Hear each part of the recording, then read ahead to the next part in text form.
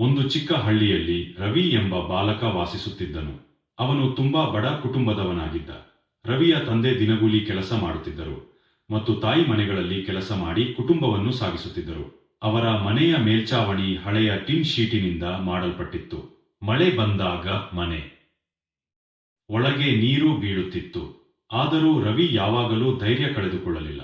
ರವಿಗೆ ಓದಲು ತುಂಬಾ ಆಸಕ್ತಿ ಇತ್ತು, ಆದರೆ ಪುಸ್ತಕಗಳನ್ನು ಖರೀದಿಸಲು ಹಣ ಇರಲಿಲ್ಲ. ಅವನು ಶಾಲೆಯ ಗ್ರಂಥಾಲಯದಿಂದ ಪುಸ್ತಕಗಳನ್ನು ತಂದು ಓದುತ್ತಿದ್ದನು. ಶಾಲೆ ಮುಗಿದ ನಂತರ ಸಂಜೆ ಹೊತ್ತಿನಲ್ಲಿ ಚಹಾ ಅಂಗಡಿಯಲ್ಲಿ ಕೆಲಸ ಮಾಡುತ್ತಿದ್ದನು.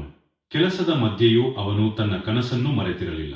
ಒಂದು ದಿನ ಶಿಕ್ಷಕರು ರವಿಯ ಪರಿಶ್ರಮವನ್ನು ಗಮನಿಸಿ ಅವನಿಗೆ ಸಹಾಯ ಮಾಡಿದರು. ಅವರು ಹೊಸ ಪುಸ್ತಕಗಳು ಮತ್ತು ಶಾಲಾ ಶುಲ್ಕಕ್ಕಾಗಿ ಹಣ ನೀಡಿದರು. ರವಿ ಇನ್ನಷ್ಟು ಶ್ರಮಪಟ್ಟು ಓದಿ ಪರೀಕ್ಷೆಯಲ್ಲಿ ಮೊದಲ ಸ್ಥಾನ ಪಡೆದನು.